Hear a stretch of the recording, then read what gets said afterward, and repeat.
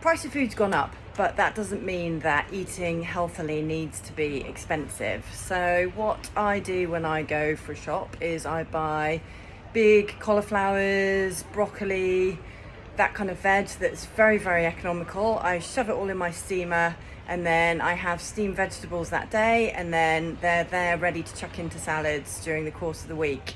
I buy a whole chicken and I cook the whole thing in my slow cooker, which is delicious. So the chicken comes out lovely and steamed.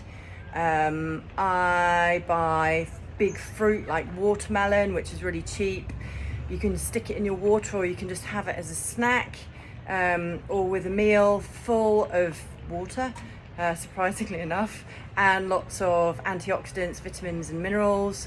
I always buy organic eggs because they're relatively cheap, and you can do so much with eggs.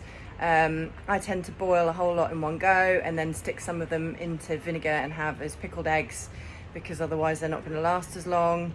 So it's all about buying economical food, but making smart choices when you buy it. Buying things like lentils. I buy lentils and dried beans, which I then soak and turn into sprouts, which I then throw into salads. Or you can cook them as they are and add them to things like brown rice. Two incomplete plant proteins make a pretty decent complete protein, and they fill you up and they've got lots of fibre. So living on or eating super processed food is full of sugar, full of bad fats, and basically causes you to overeat. And because of its lack of fibre, it doesn't fill you up, so then you're hungry again, so then you carry on eating.